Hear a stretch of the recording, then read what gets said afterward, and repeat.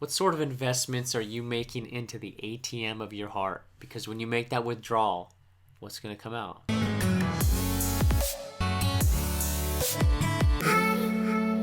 Hey, welcome to Bible Time, everybody. Thanks for joining me today. We're picking up in Luke chapter 6, starting in verse 43. I'll be reading out of the ESV. Whatever version you have, that's awesome. What's more important is that we're engaging with the Word of God. This is the God of the universe's story, history, love note to us. And what's really cool about this section that we're in is that Jesus is sharing all these teachings and all these lessons, but it's different than just like, say, a history professor that's teaching about some things that happened in the past. This is our God's teaching about his heart for us, about his character, about his desire, and his design for humanity in this world. And so I want to invite you to just engage with the Word today, and then either right now by hitting pause or at the end to spend some time in prayer, listening to the Holy Spirit, growing in relationship with him. That's what this is all about. It's not about legalism. It's not about checking off a box on a to-do list. It's not even about study. This time right now is about growing in deep, intimate, and personal relationship with Jesus and letting that translate to our obedience to Jesus. So let's jump right in. It says this in Luke chapter 6, starting in verse 43. For no good tree bears bad fruit, nor again does a bad tree bear good fruit.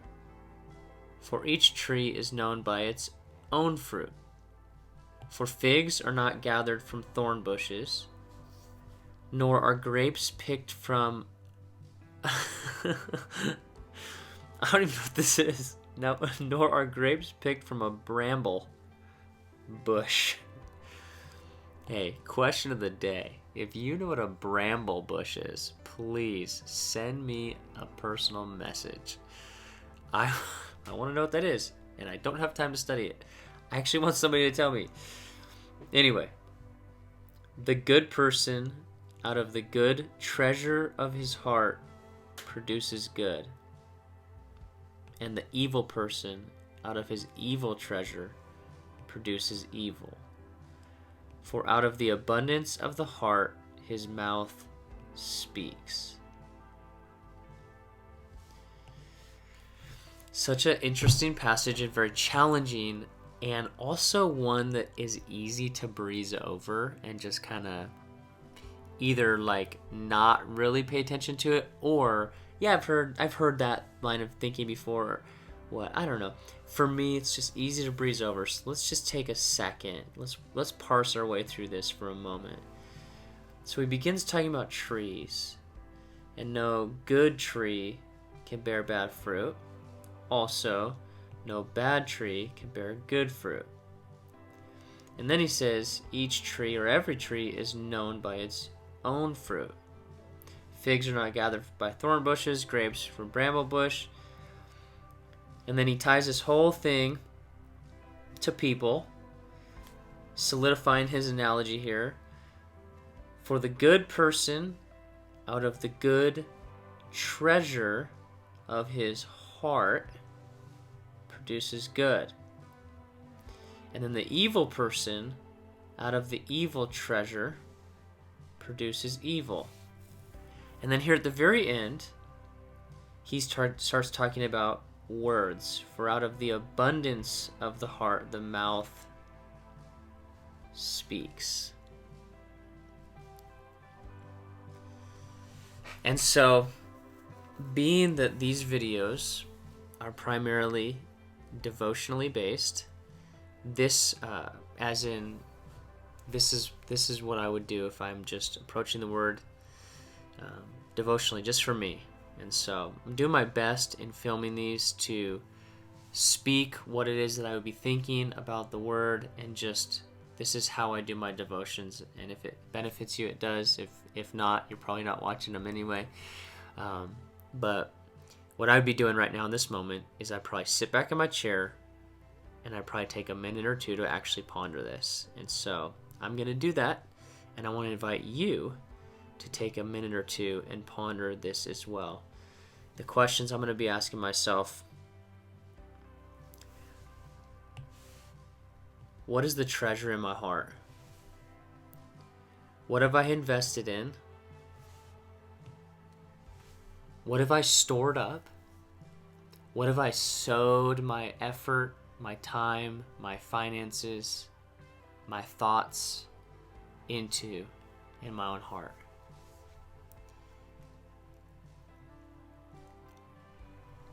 And out of that treasure, out of that abundance, out of that storehouse of whatever it is that I've put in there, we owe it to ourselves to take a serious look. It doesn't have to be somber, but a serious look at the fruit that actually comes out of us. What kind of fruit are we bearing? Not just ministry fruit, but relationship fruit, financial fruit, generosity fruit, our words fruit. That was a big one here at the end. Why? Because words are so important. There's life and death. The power of life and death is in the tongue, right? God created everything with his words. The battle that we're in is a battle over truth and choosing which words to listen to, choosing which words to repeat. And I want to be a person that repeats God's words, and that they would come from a motivation of love. But it's more than just words. It's all of the fruit of our life. And so I am going to do that. I'm going to sit back and I'm going to ponder this prayerfully, asking the Holy Spirit to convict me of anything that he needs to. And I want to encourage you to do the same thing. So let's do that for just a few moments right now.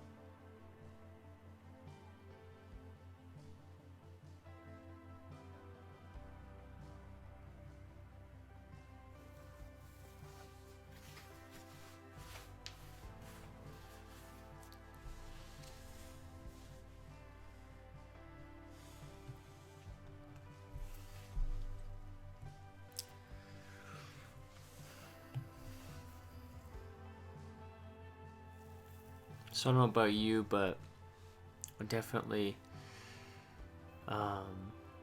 just felt some conviction and recognized some things that maybe just some sour fruit that I don't, really like. And,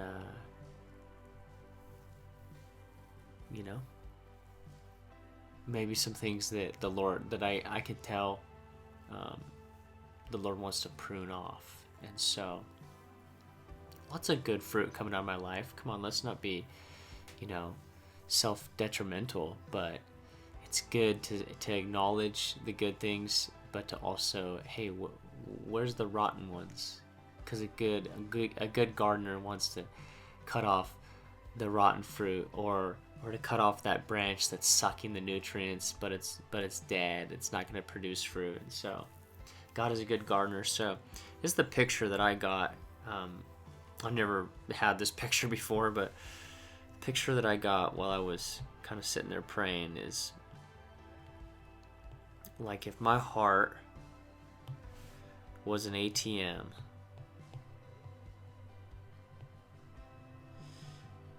and that's the little money hole.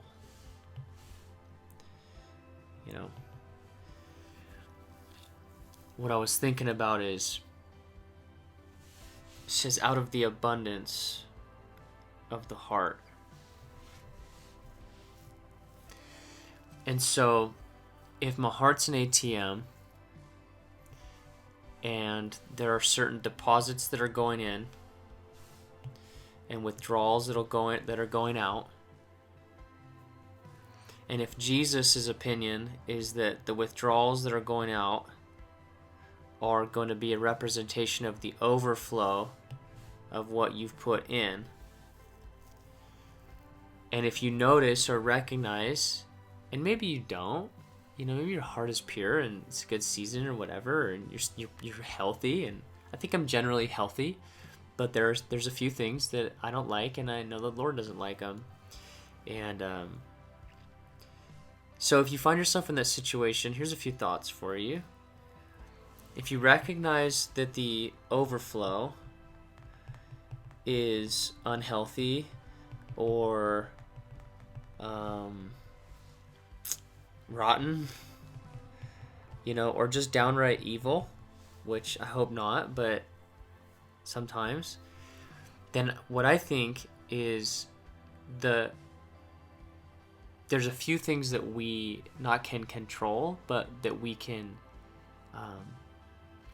to use this analogy, that there's investments in the ATM of our heart that we can make, right? Of course we can't control everything. Of course, so much of this journey is rested on the power of God in our life and the power of the Holy Spirit and what He can do and wants to do in us. But what we can do as humans is position ourselves in a posture where the Holy Spirit can do His work. And so here's a few deposits into an ATM that I think will produce fruit in building up good treasure. He's talking about treasure. He's talking about abundance. He's talking about what are the things that you, right? So if the ATM of my heart needs treasure to be built into it, investments that need to be made in it in order that I can make healthy withdrawals, then of course, here's a few things. The Word of God. Of course, that's what we're doing right now. We're hiding His Word. Hopefully we're actually listening. Remember we talked about that?